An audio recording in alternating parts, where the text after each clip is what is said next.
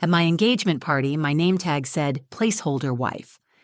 I stared at it for a few seconds, blinking as if that might somehow change the words.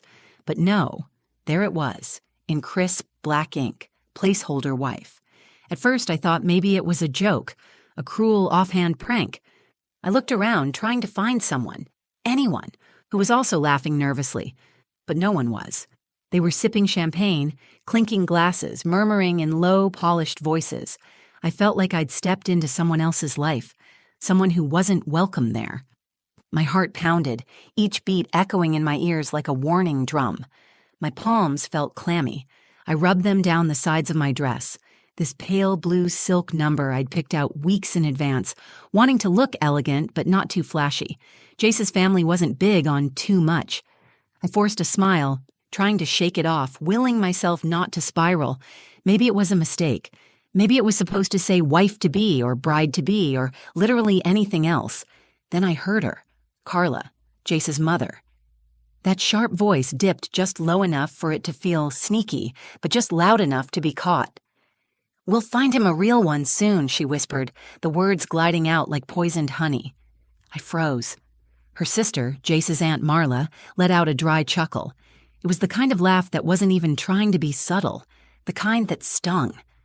I was still standing near the name tag table, holding that little card like it might burn through my skin.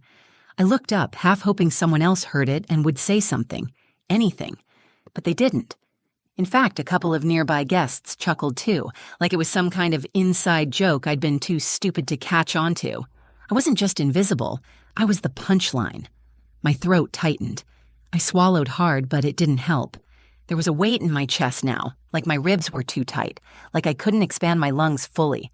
My hands trembled as I reached for my phone, mostly just to have something to do, something to ground me. I stared at the screen, not reading a single notification.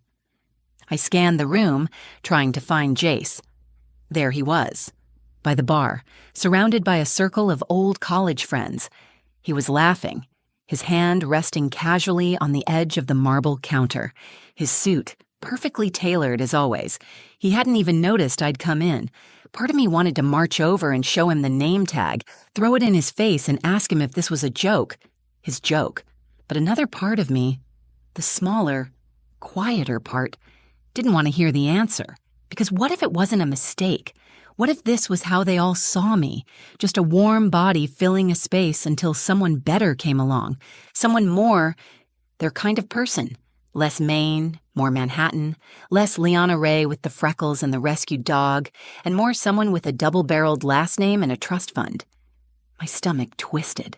I took a deep breath through my nose, trying to steady myself. The scent of rosewater and caviar wafted from a nearby server's tray. Everything around me was beautiful, elegant, perfect, except me, and the longer I stood there, the clearer it became. I wasn't just out of place. I was never meant to belong. But what Jace did next, that changed everything. To understand why that moment at the engagement party hit me so hard, you'd have to understand how I even got there in the first place. My name's Liana Ray. I grew up in a little coastal town in Maine, where people smile when they pass you on the sidewalk, and the ocean is never more than 10 minutes away. My family's not wealthy or fancy, but we're close. My mom runs a bakery on Main Street that smells like vanilla and cinnamon year-round. My dad's a retired firefighter who still volunteers during storms. And then there's my little brother Theo, wild, loud, impossible not to love. Oh, and Grandpa Joe, who basically raised me when things got rough between Mom and Dad back in the day. We're not perfect, but we're real. We show up. We speak our minds. We hug too tight. So when I met Jace, it was like meeting someone from another planet. I was working at an event design firm in Manhattan, doing table settings for a charity gala, when this tall guy in a tailored navy suit asked if I was the artist behind the floral chandelier centerpiece. His name was Jace Whitmore, finance world golden boy, polished, soft-spoken, and somehow both confident and shy at the same time. I didn't know people could be like that. We started dating a few weeks later, and for a while it was magic. Weekend trips to the Hamptons, wine tastings, spontaneous tickets to Broadway shows, It felt like I was being let into this world I'd only ever seen in movies. Jace was kind, attentive, always pulling my chair out or brushing a hand on the small of my back. He never made me feel small. Not once. At first. The first time I met his mother, Carla, was at their brownstone in the Upper East Side. She opened the door, looked me up and down, and said, "Oh, you're Liana. You're sweet." I knew what that pause meant. I was sweet, and not much else. She made little comments after that, subtle things, like suggesting I wear more neutrals instead of loud colors because they're more timeless, or offering to help me polish up my resume even though I wasn't job hunting. One time, she told me I had farm girl charm, which I'm pretty sure wasn't meant as a compliment. I always tried to let it go, because Jace wasn't like her. At least I didn't think he was. When he proposed in Central Park during a golden hour picnic with a string quartet playing in the distance, I cried, not because of the ring, it was stunning, but because I truly believed he saw me, the real me. Messy, emotional, a little chaotic sometimes, but deeply loyal, deeply in love. The weeks leading up to the engagement party were a blur of fittings, tastings, and way too many meetings with Carla about color schemes and guest lists. She insisted on hosting the party at the Westchester Country Club, said it was tradition. I didn't argue. I just wanted the day to go smoothly. Looking back now, maybe I should have asked more questions. Maybe I should have listened to the knot in my stomach that tightened every time she called me dear with that forced smile. But I wanted to believe things were getting better between us, that she was warming up to me. I told myself she just needed time. But standing there, holding that name tag at the party, I realized something brutal. She didn't need more time. She never saw me as his real future. And the scariest part? In that moment, I wasn't sure Jace did either. I kept staring at that name tag like it might disappear if I blinked hard enough. Placeholder wife. The letters felt etched into my skin, like a scar I hadn't earned but still had to wear. I could have walked out right then. Part of me wanted to, but a bigger part, maybe the more stubborn part, refused to let them see me run. So I slid the card into my clutch and pasted on the kind of smile that made my cheeks ache. As I made my way into the ballroom, I kept hearing their laughter. Not loud, not cruel, just easy. That was the worst part. It wasn't a room full of people trying to hurt me. It was a room full of people who didn't care if they did. The chandeliers sparkled above us like icicles. Waiters moved silently with trays of crab cakes and champagne. I passed groups of people in designer dresses and sharp tuxes, talking about ski trips and summer homes, not even noticing me. I was the outsider at my own celebration. And then I saw Carla. She stood near the head table, flanked by two women I didn't recognize. They were sipping rosé and pretending not to look at me, but their eyes darted over the moment I approached. Carla's smile was tight, polite, performative. She reached out and gave me an air kiss near the cheek. "You look festive," she said, eyes drifting down to my dress. "That color's certainly brave." I wanted to laugh, or scream, or throw my champagne in her face. Instead, I just muttered, "Thanks," and kept walking. I scanned the room for Jace, still by the bar, still laughing with his college friends. I stood frozen for a moment, watching him, hoping he'd look over and catch my eyes, notice something was off. But he didn't. His head tipped back in laughter, his hand resting on his friend Evan's shoulder like it was any regular Saturday night. I suddenly felt like a ghost, like I'd slipped through some invisible crack and landed in a place where I wasn't real to anyone. I walked over to my best friend, Sierra, who had flown in from Chicago to be here. She was standing with my cousin Molly and my uncle Dean. I thought maybe if I could just be around my people for a second, I'd feel tethered again. But Sierra saw it instantly. The tension in my shoulders, the way I wasn't really blinking. She leaned in and whispered, "What happened?" I didn't even try to hold back. I told her everything, about the name tag, the whisper, the laughter. Her face turned stone cold. "Are you kidding me?" she hissed. "Liana, that's not a mistake. That's deliberate." I nodded. I knew she was right, but hearing it out loud hit differently. "I don't think Jace even noticed," I said, voice shaking. "He didn't say a word. He's just over there laughing like nothing's wrong." And then I said the part that scared me the most. "I don't know if he wants to notice." Sierra gripped my arm. Then you need to make him notice. That stuck with me. All the polite ignoring, the swallowing of my voice. It had gotten me here. Invisible, disrespected, alone in a room full of people clinking glasses to our future. Something inside me snapped into place. Not anger, not sadness, just clarity. I wasn't going to let this slide. Jace didn't know what was happening. He was about to find out. And if he did know, well, that would tell me everything I needed to know. I don't remember walking to the bathroom. I just remember the way the room blurred around me, like someone had smeared Vaseline across my vision. And suddenly, I was standing in front of a marble sink, gripping the edge so tightly my knuckles went white. The bathroom was too quiet, the kind of sterile, echoing quiet that makes your thoughts feel louder. My reflection in the mirror didn't even look like me. My lipstick had faded. My hair had started to come loose. My eyes looked tired. And underneath all of that, there was this tight, pressed expression I didn't even recognize. What am I doing here? The question hit me like a gut punch. Not why did they do this, or how could Carla be so cruel? Just, why am I standing here pretending this is okay? I'd spent so long trying to fit into Jace's world, nodding politely when Carla made her little digs, changing my outfit last minute because she thought it was too loud, even switching the venue from the cozy barn I'd dreamed of to this cold, glitzy country club because she said it would be more appropriate. And I went along with all of it because I thought if I just kept showing up with love and patience, she'd eventually accept me. But acceptance isn't something you should have to earn from people who are supposed to care about you. And Jace? The man I was supposed to marry? He didn't even notice. Or worse, he did and chose to look away. I pressed a paper towel to my forehead, breathing in slow, trying not to cry. My hands were trembling again, but this time not from sadness, from something deeper, something sharper. Resolve. I wasn't going to let this party write the story of who I was. If they wanted to make me feel small, I would stand taller. If they wanted to treat me like I didn't matter, I'd remind them that I do. I smoothed my dress, repinned the loose strand of hair behind my ear, and stared at my reflection until my eyes steadied. I wasn't walking back into that room as the girl who swallowed her words. I was walking back as someone who knew her worth, even if no one else in that ballroom did. I opened the door and stepped into the hallway. The faint hum of classical music floated from the reception room.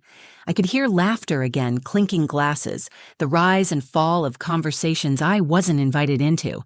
I didn't care anymore. I spotted Jace standing near the center of the room now, glass of champagne in hand, talking to his uncle. A few people were already gathering around the center of the ballroom, forming a semicircle near the mic. Toasts were about to begin. He caught my eye. For the first time that night, our eyes actually met, and for a brief second, I saw something flicker across his face. Confusion? Guilt? Maybe even fear. Good. Let him feel something. Let him notice. I walked toward him slowly, deliberately, feeling every step like I was grounding myself back into my own body. I could feel Sierra watching me from the side, her eyes saying, "You've got this." The mic was passed to Carla first, of course.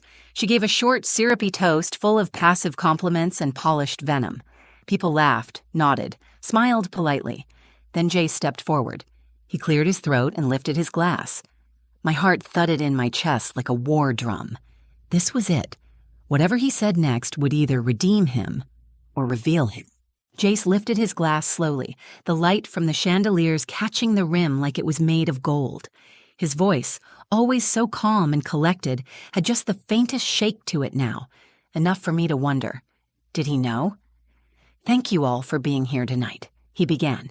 "It means the world to have the people we love under one roof, celebrating something as important as this next step in our lives." Our lives. I stood near the back of the group, just slightly to his right, close enough to hear every breath, but far enough to feel separate, alone. I could feel my pulse in my ears, my fingertips, even in the soles of my feet. I didn't blink, didn't move, just waited. Jace continued, his gaze sweeping across the room, pausing only briefly on faces. Not mine, not yet. I want to say something a little off script, A few polite chuckles. Carla stiffened slightly beside him, her wine glass poised mid-air. There's been a lot of talk, some quiet, some not so quiet, about Liana. There it was. My breath caught. Every muscle in my body tensed, waiting for the next words like a cliff waiting to crumble. She's different from the women some of you probably pictured me ending up with, he said. She didn't come from some legacy family. She didn't grow up going to ski lodges in Vermont or debutante balls. She didn't know what the hell foie gras was until last year. A few scattered laughs rippled through the crowd, but Jace's tone shifted. And that's exactly why I love her. Silence. He looked right at me now, finally, and his voice softened, almost like he forgot anyone else was in the room. Liana sees people. She listens, really listens. She makes banana pancakes at 2 a.m. when I can't sleep. She hums when she's anxious and cries at commercials. And she has this way of making everyone feel like they matter, even when they treat her like she doesn't. Someone gasped. Carla's glass clinked as she set it down too hard. Jace kept going. And I've let that slide. I've watched it happen. I've let people say things, laugh at things, even label her things she never deserved. And I didn't speak up. He paused.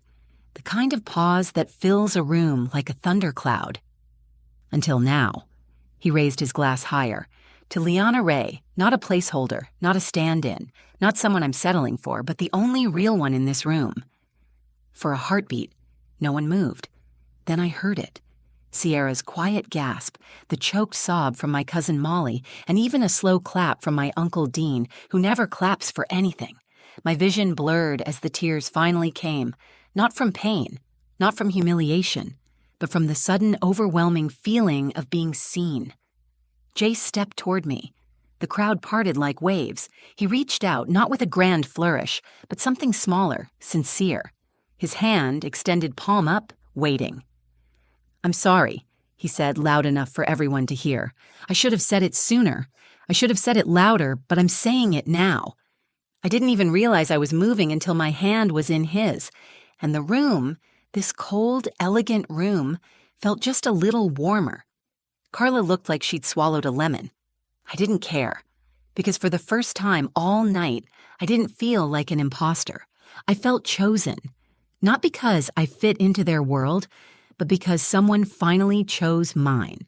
The thing about moments like that, the ones that hit like a tidal wave and knock the breath from your lungs, is that everything after feels quieter, slower, almost surreal.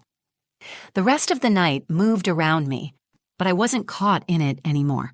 I wasn't shrinking in corners or analyzing every glance from across the room. I was just there, present, real. After the toasts, people came up to me, people who had barely acknowledged me before. They shook my hand, complimented my strength, my grace, my dress. Suddenly, everything was lovely. Some of them looked embarrassed, unsure of where they stood now that the tide had turned. I didn't blame them. They'd just witnessed a shift, a realignment of truth. But the one person who didn't approach me was Carla. She stayed across the room, lips tight, expression unreadable. For a split second, our eyes met, and I saw it. Not warmth, not regret, just recognition. She knew, finally, that I wasn't someone she could push around with a sugar-coated insult and a fake smile. That was enough for me. Later that night, when the guests had gone and the staff began clearing champagne flutes and floral centerpieces, Jace found me out on the terrace. The moon was out, casting silver over everything. The air smelled like roses and wet grass. He walked up slowly, as if unsure whether I'd still want to be near him. I didn't make him guess. I meant what I said, he said quietly. I know, I whispered. He slipped his arm around me, and I leaned in, not because I needed to, but because I wanted to, because it finally felt safe to. We didn't talk much that night. Sometimes you don't have to. Sometimes the apology is in the stillness, the way someone chooses to stay, to listen, to hold on tighter. The next morning, I pulled the name tag out of my clutch, Placeholder Wife. I held it between my fingers for a long time. Part of me wanted to burn it, rip it up, throw it in the trash, but I didn't. I kept it, not as a reminder of humiliation, but as a symbol of what I walked through and walked out of. Because here's the truth. Sometimes people will try to reduce you to a label, a role, a version of you that makes them feel more comfortable. But you are not their label. You are not their comfort zone. You are your own story. And the people who matter, they'll learn to read it. Jace and I had a long talk after the party, a real talk. No filters, no pleasantries, no pretending. I told him what I felt, what I feared, and what I would no longer tolerate. He didn't get defensive. He listened. He apologized again, not just with words, but with understanding. And he promised that moving forward, our relationship would be led by us, not controlled by anyone else's expectations. Things with Carla are still complicated, but I've stopped waiting for her approval. I don't need it. I never did. What I needed was respect. And now, finally, I have that from Jace. And more importantly, from myself. So if you've ever felt like the background character in your own story, if you've ever been called too much or not enough, or made to feel like a stand-in for someone better, remember this. You don't have to fight for a seat at the wrong table. You build your own, and you sit at it proudly. Because you were never a placeholder. You were the real one all along. If this story meant something to you, if you've ever felt overlooked, underestimated, or like you were living in someone else's shadow, just know you're not alone. Your story matters. You matter. And if you made it all the way to the end, thank you. Seriously. Sharing this wasn't easy, but if it made even one person feel seen or understood, then it was worth it. If this hit home for you, please give it a like. It really helps more people find these kinds of stories. Share it with someone who might need to hear it. And don't forget to subscribe to the channel for more real stories, raw moments, and honest conversations like this one. And hey, drop a comment below. I'd love to hear your story too. Until next time, take up space, stand tall, and never forget, you're the real one.